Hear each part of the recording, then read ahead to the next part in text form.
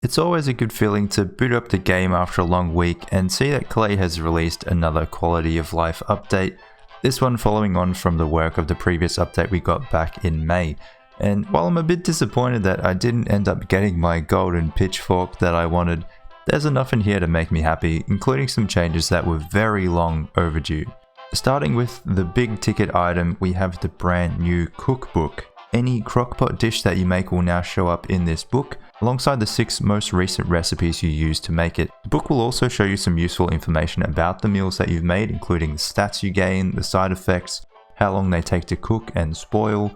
You can also sort through all the recipes you know with different filters, such as meat-based foods, vegetarian foods, etc.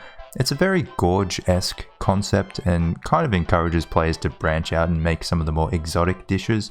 It definitely will appeal to the completionists among us. I'm not sure if it will really help the beginners all that much, as the book will only be updated after making a meal, meaning you need to know the recipe in the first place or make it by accident, I guess. But maybe this will open the door for something in the future like blueprints, but for crockpot recipes that can fill in a bit of your cookbook.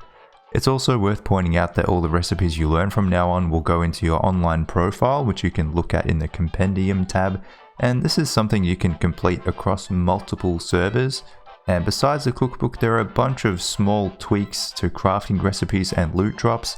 Bats now have a 1 in 4 chance to drop bat wings, up from 15%. And these can now be used in crockpot recipes with a meat value of 0.5. Bats now require 3 bat wings instead of 5, which will please the wormwoods in the crowd. The tail of 3 cats now only needs 1 tentacle spot, down from 3, and the cat cap asks for 1 cat tail instead of 4. Rabbit earmuffs no longer require a science machine to craft, but do people make rabbit earmuffs anyway? I don't know. The Ancient Guardian finally drops a figure sketch, which you can use at the Potter's Wheel to make an Ancient Guardian statue, something that has been missing for years. Even the Crab King somehow got a statue first. And speaking of which, the Crab King now shows up on the map. I'm not sure why he didn't in the first place, but now he does. And so do the suspicious marbles around the world, which is something I'm super happy about. No longer will you have to leave a dozen backpacks around the world so you can remember where all the pieces are. Also, one of my favorite changes in this update, stingers are now flammable. That's right, those things that you either need to feed to lure plants or just sit in your chest forever can now be burnt to a crisp. It's a beautiful thing. And that's pretty much it on the content side of things. There are some background changes though that are pretty important as well. The main one being the change to the flashing effect caused by lightning or gunpowder, which has been overhauled to be much easier on the eyes and can be reduced even further in the settings. This is something players have been asking about for a very long time, and it's good to see we finally get this feature in the game.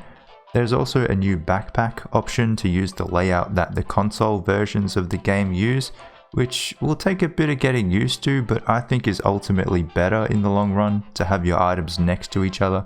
Tackle boxes can now be opened straight from your inventory as well, so you no longer need to place them on the floor beforehand, which makes sense. Also on PC, holding left shift and right clicking on items in your inventory will now drop them on the floor. I've been using a mod for this for a very long time, so it's good to see it incorporated into the game in its own right. Very handy for building, organizing, and much more. Hopefully they continue to do this with mods like geometric placement as well. And there's been a bit of an overhaul to the mod menus in the game. You can now search through your mods, favorite ones that you use the most, and sort them with different filters. If you're someone like me with dozens of mods that toggles between them frequently, this is a particularly welcome change. And as always with these kinds of updates, we get some new skins to look at. Everyone who logs into the game now will be greeted with 2 chests full of beard skins, including a bunch for Weber, which is nice as he missed out the last time. There's also the new Sorcerer's Staff Twitch drop, which you can get from watching streamers like myself over on Twitch, and the Hunter's Shovel, which you can redeem through the Klei Rewards program. I'll leave a link to all of these things in the description if you're not sure what I'm talking about or how to get these skins yourself. But the last thing I want to mention is the latest little teaser image we got for a character rework coming next month. People were very quick to notice the artwork and memorabilia on the walls, which all but confirms that Wigfrid will be the next in line for a refresh, which honestly took me by surprise. Wigfrid is a character I considered to be decent as is, and this is probably the first time that we're getting a rework for a character that doesn't desperately need one. So I'm very interested to see the direction Klei go with this one. Wigfrid is a very popular character as well, and I'm keeping my fingers crossed for all the Wigfrid mains out there. Hopefully they knock it out of the park. As always, I'd love to hear your thoughts on all this. What's your favorite feature in the update? And how would you like to see Wigfrid reworked next month? Let me know in the comments, and I'll see you guys in the next video. Take care.